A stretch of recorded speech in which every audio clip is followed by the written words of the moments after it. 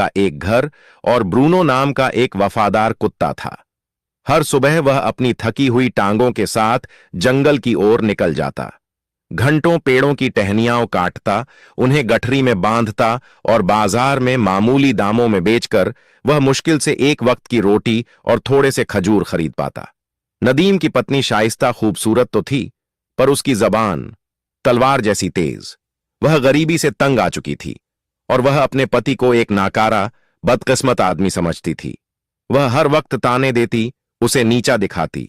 एक शाम बहुत तेज बारिश हो रही थी। नदीम भीगा हुआ, थका हारा, हाथों में लकड़ियों का गट्ठर लेकर घर पहुंचा, मगर घर के दरवाजे पर जो मंजर था उसने उसका दिल चीर दिया। शाइस्ता आंखों में अंगार लिए तमतमाती आवाज में चीखी, निकल जाओ मेरे घर से, मनहूस आदमी, अब मुझे तुम्हारी कोई जरूरत नहीं। नदीम सन्न रह गया, हल्की सी कांपती आवाज में बोला, शाइस्ता, क्या तुम होश में हो? मैं जाऊंगा कहां? मेरा ठिकाना ही क्या है? शाइस्ता चीखी, जहां मन करे जाओ, अपने कुत्ते ब्रूनो के साथ रहो, वह तुमसे ज्यादा काम का है। यह सुनकर नदीम की आंखें नम हो गईं। उसने अपना बोझ, लकड़ियों का नहीं दिल का, उठाया और चुपचाप चल पड़ा। ब्रूनो उसके पीछे चुपचाप चल रहा था, जैसे वह समझ रहा हो कि उसके मालिक का दिल आज बुरी तरह टूट चुका है। गांव के आखिरी छोर पर पहुंचे तो नदीम एक पुराने बेरी के पेड़ के नीचे बैठ गया।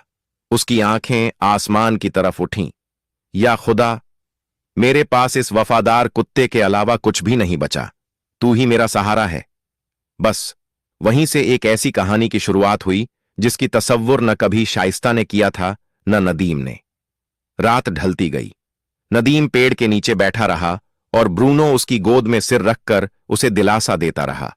जब अंधेरा और ठंड बढ़ने लगी तो नदीम उठकर जंगल की उस दिशा में चल दिया जहां कोई इंसान नहीं रहता था। चलते चलते उन्हें एक पुरानी खंडहर कुटिया दिखी।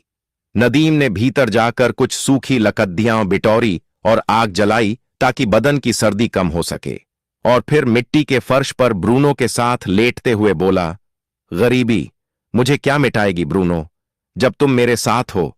तुम 1000 आदमियों से ज्यादा सच्चे हो। रात आधी हो चुकी थी।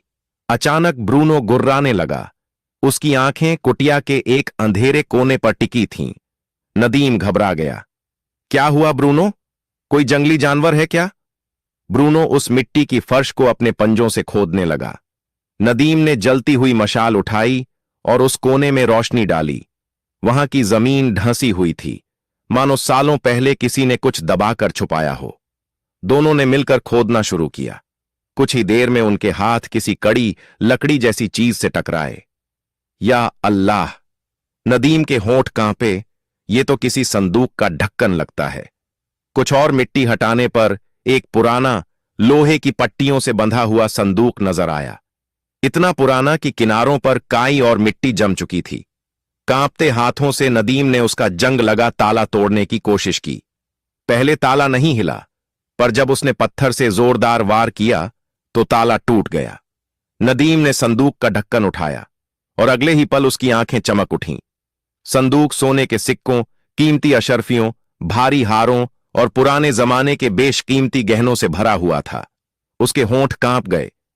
क्या यह सपना है या खुदा ने मेरी पुकार सुन ली? वह घुटनों के बल बैठ गया, आंखों में आंसू भर आए। उसी रात से किस्मत का रुख बदल गया। नदीम, जो कुछ नहीं था, अब इतना आमिर बन चुका था कि दुनिया उसे सलाम करे। अगली सुबह सूरज की पहली किरणों के साथ ही नदीम जाग उठा।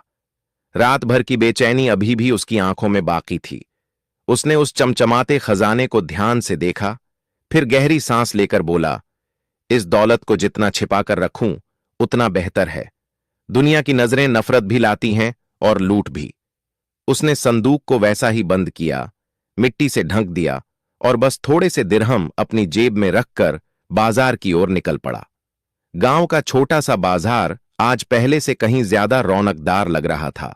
ठेले वालों की आवाजें, मसालों की खुशबू और लोगों की चहल पहल।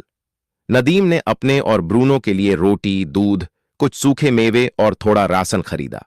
फिर उसने ऐसे वापस लौटने का रास्ता चुना कि किसी की नजर उस पर न पड़े। रात दर रात नदीम खजाने से जितना जरूरत हो उतना सोना निकालता। वह उससे माल खरीदता, बाजार में बेचता और धीरे धीरे उसके हाथ में व्यापार की समझ आने लगी। चंद हफ्तों में बाजार के कोने में उसकी एक छोटी सी दुकान बन गई, जहां तौल कभी कम नहीं होता था और पैसे कभी जरूरत से ज्यादा नहीं लिए जाते थे। लोग उससे सामान नहीं, एतबार खरीदते थे। उसकी मुस्कुराहट, मीठे लहजे और खालिस नियत ने दिल जीत लिए। देखते ही देखते गांव के बच्चे, बूढ़े, औरतें सभी कहते फिरते, वो आदमी जो कुटिया में रहता है, उसकी दुकान में बरकत है। उसकी शक्ल पर अब पहले वाली थकान नहीं, बल्कि एक अजीब सी रोशनी थी, जैसे किसी ने उसे टूट कर दुआ दी हो। लेकिन नदीम अभी भी उसी पुरानी खंडहर कुटिया में रहता था। रात होने पर वह ब्रूनो के साथ बैठकर मुस्कुराता और कहता, मेरे दोस्त, किसी को यह पता नहीं कि गांव का सबसे अमीर आदमी मिट्टी की कुटिया में एक कुत्ते के साथ रोटी बांटकर खाता है। दौलत अगर दिल में उतर जाए तो आदमी बेकदर हो जाता है, और मैं ऐसा नहीं बनूंगा। दिन बीतते गए।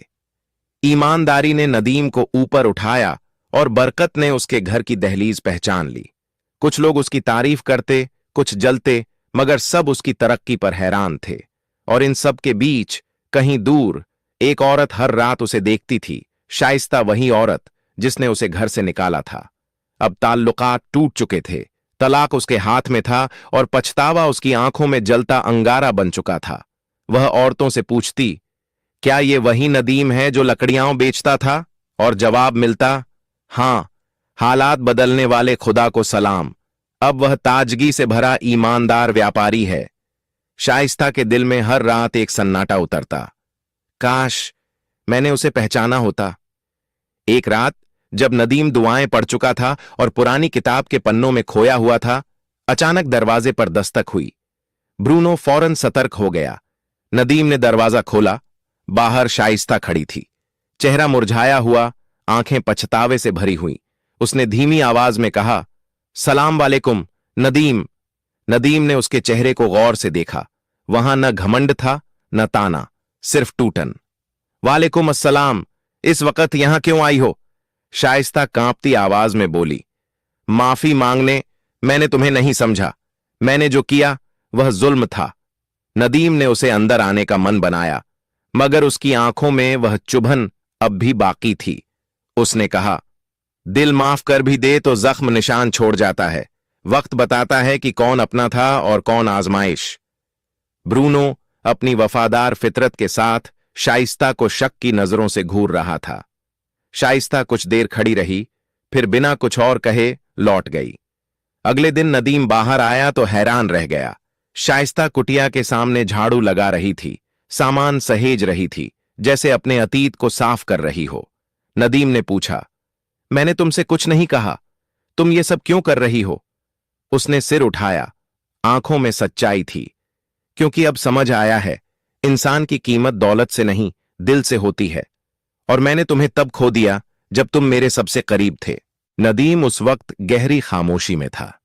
शाइस्ता के शब्द उसके कानों में पड़े, मगर दिल में जगह न बना सके। कुछ पल बाद उसने धीरे से कहा, किसी आदमी की कीमत उसके सिक्कों में नहीं होती, उसके किरदार में होती है। अगर तुमने मेरी कीमत उस वक्त समझी होती जब मैं लकड़ियां ढोता था, तो तुम मुझे रात के अंधेरे में घर से धक्का देकर बाहर न निकालती। शाइस्ता की आंखें भर आईं, आवाज कांप गई।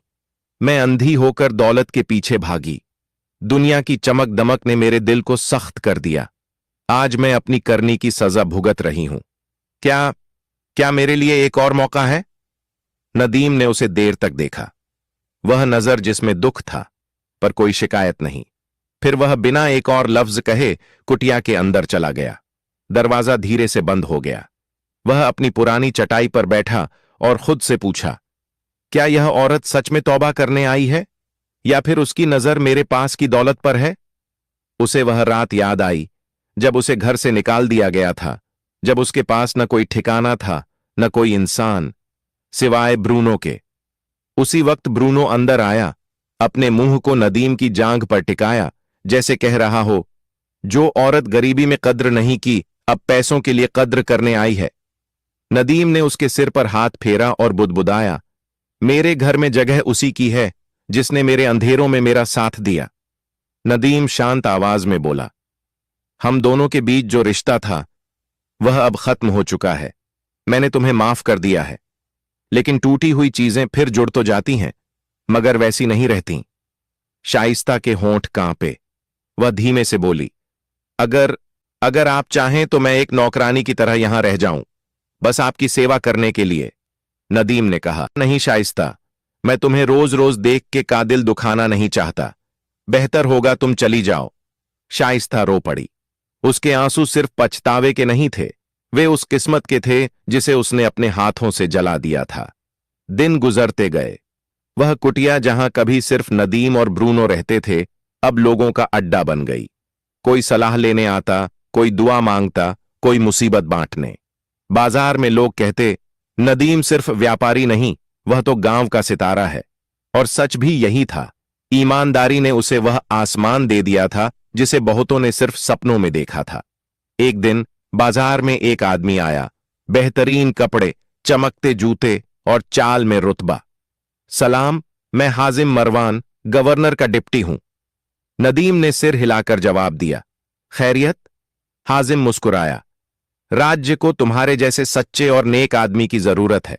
हम चाहते हैं कि तुम गांव की तरफ से शासकों की परिषद में शामिल हो जाओ। तुम्हें जमीन, सैनिक, नौकर और अधिकार दिए जाएंगे। नदीम ठहर गया। उसके हाथों में कभी सिर्फ कुल्हाड़ी रही थी और आज उसे सत्ता दी जा रही थी। उसने धीमी मगर ठोस आवाज में कहा, मैं वह आदमी हूं जिसने मिट्टी में रातें गुजारी। हुकूमत का बोझ अगर जरा भी टेढ़ा हो जाए तो इंसान जालिम बन जाता है। मैं अभी खुद पर पूरा यकीन नहीं रखता, इसीलिए यह पेशकश ठुकराता हूं। हाजिम हैरान रह गया। दुनिया दौड़ती है रुतबे के पीछे और तुम उसे ठोकर मार रहे हो? नदीम मुस्कुराया, सत्ता के पीछे भागने वाला अक्सर अपने दिल को पीछे छोड़ देता है। जब तक मेरा दिल मजबूत न हो जाए, मैं किसी इंसान पर हुक्म नहीं चलाऊंगा। हाजिम के जाने के बाद हवा बदल गई। गांव वालों की निगाहें पैनी हो गईं, कानाफूसी होने लगे। यह वही आदमी है जिसे कभी उसकी बीवी ने निकाल दिया था, जो टूटे दरवाजे वाली कुटिया में सोया करता था। आज यह सबसे अमीर कैसे बन गया? और यहीं से असली इम्तिहान शुरू हुआ। दौलत कमाना मुश्किल नहीं, दौलत को दिल से दूर रखना असली हिम्मत है। बाजार की चहल पहल में एक आदमी था, जुद्दान, बातूनी, चालाक और अंदर से जलन से भरा हुआ। वह रुई और मसालों की दुकान चलाता था और नदीम की बढ़ती इज्जत और दौलत उसे कांटे की तरह चुभती थी। एक दिन उसने अपने दोस्तों से कहा, कसम से इस आदमी के अमीर होने में कुछ तो गड़बड़ है। मैंने खुद उसे एक रात गांव के पश्चिमी छोर पर एक पुरानी दीवार के पास खुदाई करते देखा है। लोगों की आंखें सिकुड़ गईं। संदेह की ठंडी हवा बाजार में फैलने लगी। जुद्दान ने आग में और तेल डालते हुए कहा, उसे खजाना मिला है। हां, जमीन के नीचे दफन खजाना। तभी तो वह रातों रात अमीर बन गया। कुछ ही दिनों में यह अफवाह गांव के सबसे खतरनाक आदमी अजीत तक पहुंच गई। चालाक, धोखेबाज, जो पहले डकैत था और अब अपने आप को जासूस व्यापारी बताता था। अजीत ने मन ही मन मुस्कुराया, यह खजाना मैं किसी और को नहीं लेने दूंगा। अगर मुझे अपनी जान भी जोखिम में डालनी पड़ी तो भी यह मेरा होगा। एक शांत काली रात में अजीत चोरी चुपके नदीम की कुटिया के पास पहुंचा। वह झाड़ियों में छिपकर कुटिया के अंदर झांकने लगा।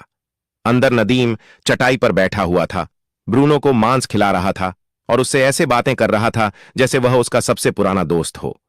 अजीत ने दांत भींचते हुए कहा, ऐसा आदमी तो दिमाग से कमाता नहीं, नसीब से ही कुछ बड़ा हाथ लगा है। मैं इस खजाने को ढूंढकर रहूंगा, चाहे अपने नाखूनों से जमीन खोदनी पड़े। अगले दिन अजीत ने अपने आदमियों को व्यापार का बहाना बनाकर नदीम के करीब भेजा।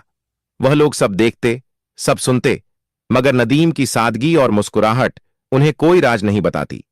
नदीम उनकी सोच से कहीं ज्यादा समझदार था। संदेह बढ़ा तो अजीत ने नई चाल चली। उसने कासिम नाम के आदमी को नदीम के पास दोस्ती का नाटक करके भेजा। कासिम ने दावा किया कि वह एक बड़ा निवेशक है और नया बाजार बनाना चाहता है। नदीम की शोहरत और ईमानदारी की तारीफें करते हुए उसने कहा, हम सोचते हैं कि तुम भी इस प्रोजेक्ट में हमारे बराबर के हिस्सेदार बनो। कुएं के पास की जमीन खरीदकर हम एक बड़ा बाजार बनाएंगे। कुटिया के बाहर नीम के पेड़ की छाया में वह बैठा बोल रहा था और सामने ब्रूनो कासिम को शक भरी आंखों से देख रहा था। नदीम ने भौहें उठाईं, तुम्हारा असली साथी कौन है और मेरे पास आने का असल इरादा क्या है? कासिम ने जल्दी जल्दी कहा, मैं सच्चा हूं, और यह साझेदारी सबके सामने लिखी जाएगी। लेकिन नदीम वह आदमी नहीं था जो चमकती बोलती बातों पर यकीन कर ले। उसने शांत लहजे में कहा, अगर तुम सच्चे हो तो छाया में क्यों आए? चलो रोशनी में बैठते हैं, मस्जिद में, लोगों के सामने, गवाहों के साथ। वहीं हम लिखावट करेंगे। कासिम का चेहरा सफेद पड़ गया। वह कांपती आवाज में बोला, क्या तुम मुझ पर भरोसा नहीं करते? नदीम ने हल्की मुस्कान दी। मैं अल्लाह पर भरोसा करता हूं और तुम रोशनी की तरह हो। दूर से अच्छे लगते हो, पास आने पर असलियत पता चलती है। उसने ताली बजाई। ब्रूनो तुरंत आकर उसके बगल में बैठ गया और कासिम को ऐसी नजरों से देखा जैसे वह कह रहा हो, यहां चालें नहीं चलेंगी। फिर नदीम बोला, और सुन लो, तुम जिस खजाने के पीछे भाग रहे हो वह जमीन के नीचे नहीं छिपा, वह सब्र, मेहनत और याद में छिपा है। कासिम पत्थर की तरह ठगा खड़ा रह गया। फिर वह भागकर अजीत के पास पहुंचा और सब कुछ बता दिया। अजीत ने दांत पीसते हुए कहा, अगर खजाना अपने आप नहीं आया तो अब हम उसे जबरदस्ती लेंगे। उसी रात अजीत ने अपने 3 सबसे खूंखार गुंडों को बुलाया। उसने धीमी आवाज में कहा, आज रात सब कुछ खत्म। नदीम का राज, उसका खजाना, सब हमारा होगा। चारों अंधेरी गलियों से गुजरते हुए नदीम की कुटिया की तरफ बढ़े। हर एक के हाथ में या तो मोटी लाठी थी या खंजर। अजीत ने खिड़की की ओर इशारा किया, हम यहीं से अंदर जाएंगे। लालू, दरवाजा बंद कर देना, और सालिम, खिड़की की राह बंद कर देना ताकि वह न भाग सके। जैसे ही वे खिड़की के पास पहुंचे, अचानक ब्रूनो ने ऐसी दहाड़ लगाई कि सब डर गए। वो किसी बिजली की कौंध की तरह लालू पर झपटा और दांत उसकी बांह में गड़ा दिए। लालू की चीख हवा में कांप उठी और उसका खंजर जमीन पर गिरकर चमकता रह गया। शोर से नदीम की आंख खुली। वह लाठी पकड़कर कुटिया से बाहर आया। अंधेरी रात में उसने अजीत भागते देखा। नदीम ने गुस्से और हिम्मत से भरी आवाज में चिल्लाकर कहा, ऐ कायरों, खजाना ढूंढते हो? ये रहा, मेरी मेहनत में, मेरे सब्र में, मेरी इज्जत में। ब्रूनो दूर अंधेरे में दौड़ता रहा। उसकी भौंक गांव भर में गूंज उठी। लोग दौड़कर बाहर आए और सारी दास्तान उनकी आंखों के सामने खुल गई। सुबह कचहरी के लोग, मुखिया और गांव के बुजुर्ग इकट्ठा हुए। लालू, जिसका हाथ बुरी तरह घायल था, सच छुपा न पाया। उसने सब बता दिया। एक बुजुर्ग ने नदीम की ओर देखकर कहा, हमने ऐसा वफादार कुत्ता कभी नहीं देखा, लेकिन उससे भी ज्यादा वफादार तुम निकले, अपने दिल और अपनी जमीन के लिए। दूसरा बोला, तुमने खजाना मिट्टी से नहीं, अपनी मेहनत से निकाला है। अब तुम्हारी कहानी लोग अपने बच्चों को सुनाएंगे। फिर मुखिया ने ऊंची आवाज में ऐलान किया, अजीत को गांव से निकाल दिया जाए और जिस जमीन पर वह नजर रखता था वह जमीन नदीम को उपहार में दी जाती है। यह फैसला रिकॉर्ड में लिखा जाएगा। उस एक दिन में नदीम ने जमीन भी जीती, गांव वालों का भरोसा भी और दिल भी। और ब्रूनो, अब वह सिर्फ एक कुत्ता नहीं बल्कि वफादारी की मिसाल बन गया। नदीम ने अपनी मिली हुई जमीन के किनारे छोटा सा बाजार लगाया। उसकी रोजी बढ़ती गई और नाम दूर तक फैलता चला गया। एक सुबह धीरे कदम रखते हुए उसकी पूर्व पत्नी शाइस्ता वापस आई। चेहरे पर शर्म, आंखों में हिचकिचाहट। उसने धीमी आवाज में कहा, ऐ नदीम, मैं मानती हूं कि मैंने तुम्हारे साथ गलत किया। जिस दिन मैंने तुम्हें घर से निकाला था, मुझे नहीं पता था कि मैं अपनी ही जिंदगी की रोशनी बुझा रही हूं। नदीम कुछ पल चुप रहा। फिर उसने नरमी से कहा, शाइस्ता, गरीबी इंसान का दिल तोड़ देती है, लालच उसे अजनबी बना देता है, लेकिन इंसान सीखता है, माफ करता है और फिर आगे बढ़ता है।